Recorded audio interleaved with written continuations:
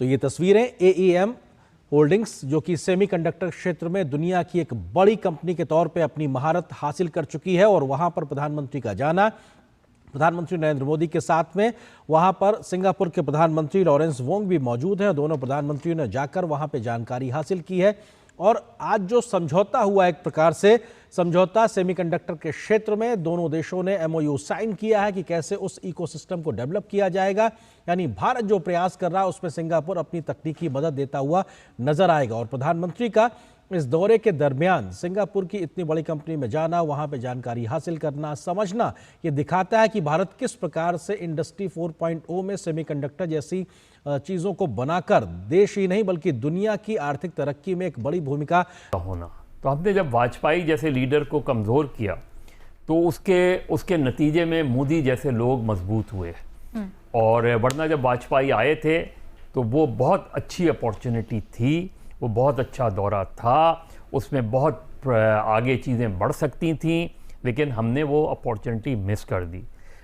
उसके बाद जो हार्डलाइनर्स आए उन्होंने मुशर्रफ के दौरे को नाकाम बना दिया। लास्ट मिनट जो चीज़ें हुई, और जो मुझे अच्छी तरह याद है कि जो लास्ट मुशर्रफ साहब ने जाके एडिटर से गुफ्तगू की, तो यहाँ जो हमारे फॉरेन सेक्रेटरी थे उन्होंने वो जब गुफ्तगू टेलीविज़न पे देखी तो उन्होंने अपने इंडियन काउंटर पार्ट को फ़ोन किया और ये जुमला कहा कि क्या मुज़ाकरात नाकाम हो गए हैं, इसलिए कि साइन करने से पहले एडिटर से मिलने का मतलब ही। नमस्कार दोस्तों, जय हिंद। स्वागत है आपका और एक वीडियो में। नरेंद्र मोदी जी ब्रुनेई गए, वहाँ पे विजिट किए, फिर उसके बाद सिंगापुर गए। सिंगापुर में उनका जो ग्रैंड वेलकम किया गया, उनके कल्चर में जो वेलकम किया गया, उसको देख के पूरी दुनिया हैरान थी। अभी सिंगापुर की एक बड़ी कंपनी है, चिप बनाने वाली कंपनी, वहाँ पे नरेंद्र मोदी जी ने विजिट किया, वहाँ पे डील की, उनके साथ बिजनेस की बातें की। जो सिंगापुर की बड़ी पॉपुलर चिप बनाने की कंपनी है, उनके साथ डील की कि आने वाले फ्यूचर में, आने वाले समय में इंडिया को आपके टेक्नोलॉजी की ज़रूरत पड़ेगी, तो उनके साथ डील की।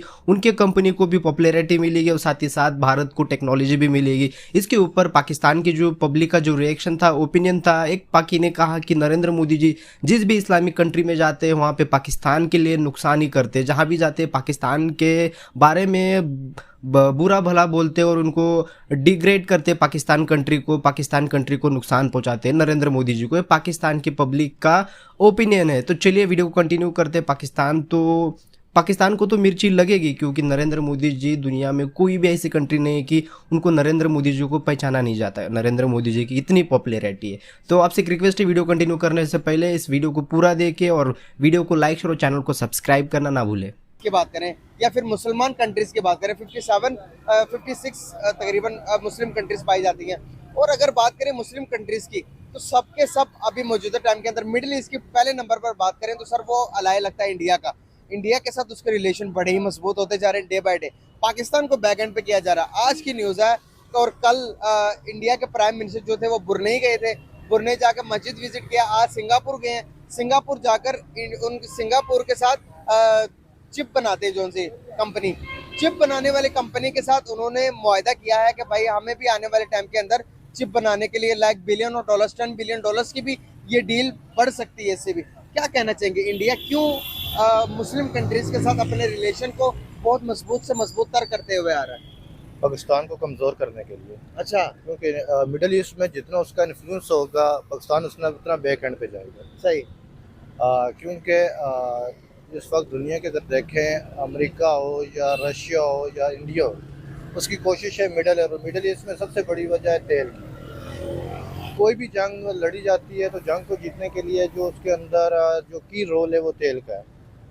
तो इसीलिए इंडिया की कोशिश है कि मिडिल ईस्ट के अंदर उसका जितना इन्फ्लुएंस होगा पाकिस्तान उतना साइड पे होता जाएगा, तो उसके पाकिस्तान के लिए मुश्किलात उतनी बढ़ती जाएगी। बिल्कुल सही। आपकी क्या राय है इसमें?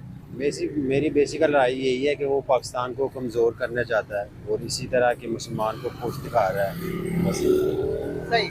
सर आप नहीं समझते कि जहाँ पर जिसका इक्का ज़्यादा होता, अब फॉर एग्जांपल कि आपने कहा कि वो पाकिस्तान को कमज़ोर करना चाहता, पाकिस्तान की इकोनॉमी भी इतनी इंडिया की जितनी मजबूत हो, तो आपको नहीं लगता कि हर कोई कंट्री हमारे साथ जिस तरह इंडिया के साथ रिलेशन रखना चाहे, यूएई के प्रेसिडेंट या फिर मिडिल ईस्ट सारा बुलाता है उनको कि भाई आओ इधर इन्वेस्टमेंट करो, आओ हम आपके मुल्क में इन्वेस्टमेंट करें। अभी सऊदी अरेबिया की बात है, $100 बिलियन के एक प्रोजेक्ट बनाने जा रहे हैं इंडिया के अंदर, और इंडिया ने भी लाखों बिलियन डॉलर्स वहाँ पर तो लगाए हुए। तो आप नहीं समझते कि ये म्यूचुअल अंडरस्टैंडिंग होती है दो मुल्कों की? ये भी है, म्यूचुअल अंडरस्टैंडिंग बगैर तो कुछ भी नहीं होता। वो कहते हैं कि आज कोई भी कहीं पे इन्वेस्ट करता है तो पहले वो देखता है मेरा प्रॉफिट वहाँ पर कितना है। सही बात है। प्रॉफिट के बगैर तो कुछ नहीं है। हमारे इधर इन्वेस्टर बहुत कम आते हैं। उसकी ये वजह है कि क्योंकि हमारे अंदर अंदरूनी इतने इश्यूज हैं कि हम वही रिसॉल्व नहीं कर रहे। अब बंदा जब घर से मजबूत होगा तो बाहर वो किसी के साथ बिजनेस करेगा या किसी के साथ इन्वेस्टमेंट करेगा। हम अपने जो अंदरूनी मामलात है आज तक वही हल नहीं कर सके।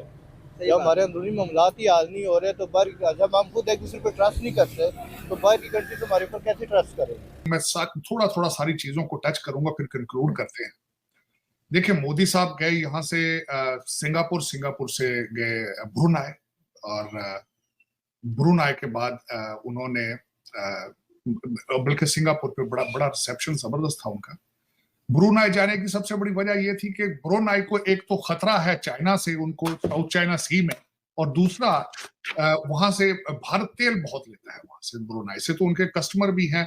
दूसरा, आर्मी के भी कुछ कॉन्ट्रैक्ट साइन किए कि साउथ चाइना सी के अंदर जो सबसे बड़ी अट्रैक्शन चाइना को है वो वहां के गैस और ऑयल के रिजर्व से। और यहाँ पे ये भी बताना चाहूंगा, 5 मुल्कों की वहां पे क्लेम है, जिसमें फिलीपीन भी शामिल है, जिसके अंदर दूसरे कई ममालिक हैं, मलेशिया है, ब्रुनाई है, लेकिन चाइना ये कहता है कि ये सारा खिता सिर्फ हमारा है। उसके बाद सिंगापुर गए और वहां पे मोदी साहब 2 चीजें जो खासकर मैं समझता हूँ जो पहले किसी प्रेसिडेंट ने नहीं की, जो हमेशा करते हैं, एक तो भारतीय डायस्पोरा को तवज्जो देते हैं, दूसरा जो भारतीय इन्वेस्टर हैं उनको वो हमेशा प्रमोट करते हैं उस कंट्री के अंदर जाके। इस वक्त सिंगापुर में ना सिर्फ उन्होंने जाके 4 MOUs, memorandum of understanding sign किए।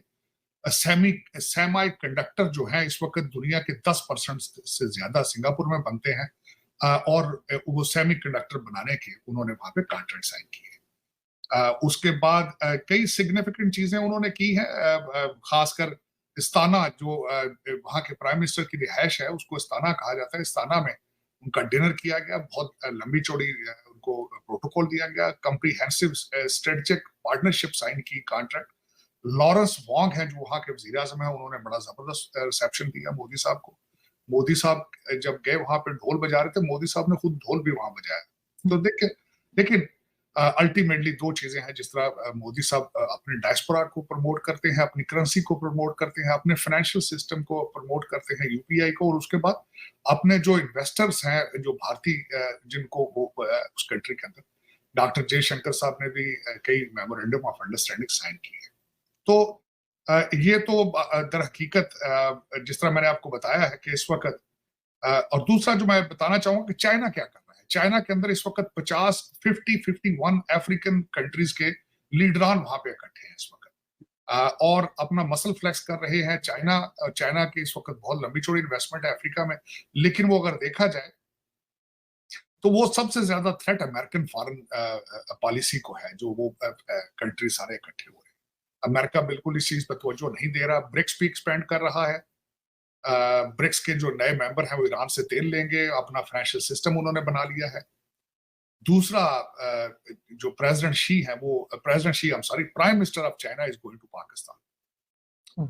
वो जो शंघाई जी नरेंद्र मोदी जी, आप AEM कंपनी जो टेक्नोलॉजी जो बनाती है, चिप जो बनाती है, उनके साथ विजिट किया, उनके साथ डील की। आने वाले सालों में वो जो टेक्नोलॉजी है भारत में भी लोग यूज़ करते हुए दिखेंगे और भारत में भी वो टेक्नोलॉजी दिखेंगे। अब पाकिस्तानियों का क्या कहना है कि देखिए, सबसे बड़ा दुश्मन जो भारत का है पाकिस्तान, और सबसे सेकंड बड़ा जो दुश्मन है चाइना। देखिए, चाइना दुश्मन है, लेकिन चाइना के साथ हमारी ट्रेड होती है, इंटरनेशनल बिजनेस होते हैं, बिजनेस की बातचीत तो रेगुलर चलती रहती है। चाइना के साथ हम क्या बोलते हैं उसको, कुछ देते हैं कुछ लेते हैं, लेकिन पाकिस्तान के साथ वैसा कुछ भी नहीं है। पाकिस्तान को सोचने की ज़रूरत है कि पाकिस्तान का फ्यूचर में क्या होगा। एक पाकिस्तान को जो सपोर्ट करता है वो चाइना है, आज नहीं तो कल रिलेशन इंडिया के और चाइना के तो ठीक होने ही वाले। वैसे भी इतनी दुश्मनी रह के भी हम उनके साथ ट्रेड करते, लेकिन पाकिस्तान के साथ कुछ ट्रेड नहीं होता है। तो पाकिस्तान को सोचना चाहिए इसके बारे में। इन फ्यूचर पाकिस्तान को ही नुकसान है, इंडिया को नुकसान तो कुछ नहीं। जहाँ भी नरेंद्र मोदी जी जहाँ भी जाते, जिस देश में विजिट करते हैं, वहाँ जाके देखिए रिलेशन बिल्ड तो करते हैं, लेकिन बिजनेस की बात तो पहले आती है, डेवलपमेंट की बात आती है, दोनों देशों के बीच में जो रिलेशन रहेंगे फिर बिजनेस बढ़ेगा, इन फ्यूचर दोनों देशों को फ़ायदा होगा। टेक्नोलॉजी के हिसाब से, मेडिकल के हिसाब से तुम दो हम लेंगे, यही बातचीत होगी। इन फ्यूचर दोनों देश भी अच्छे, दोनों देश के जो रिलेशन है मजबूत बनेंगे और इसके ऊपर पाकिस्तान को ही नुकसान है। पाकिस्तान तो हमेशा दुश्मन मुल्क, उनकी इतनी भी औकात नहीं कि वो क्रिकेट मैच जीत सके हमसे। कई सालों से वो क्रिकेट मैच नहीं जीतते, तो टेक्नोलॉजी के फील्ड में तो हमें कहाँ वो हराने वाले और कहाँ हमें वो बीट करने वाले। वो बस मुंह से बात करते रहेंगे, उनको तो कुछ आता ही नहीं। उनके पास तो बस जज्बा है, जज्बा के अलावा पाकिस्तान के पास इसके अलावा जीरो नॉलेज है। दिमाग तो सबको दिया है भगवान ने, लेकिन यूज़ करना इंसान के ऊपर डिपेंड होता है। पाकिस्तान के अंदर उतनी क्षमता नहीं है कि वो अपना दिमाग यूज़ करे और कुछ दुनिया को दिखाए कि हम भी कुछ कर रहे, वैसा कुछ नहीं हो। आपको क्या लगता है दोस्तों? अपना एक ओपिनियन जरूर रखें। वीडियो को लाइक शेयर और चैनल को सब्सक्राइब करना ना भूले। चैनल को बहुत सारा प्यार दीजिए, चैनल को सपोर्ट कीजिए। मैं मिलूंगा नेक्स्ट वीडियो में, तब तक के लिए जय हिंद।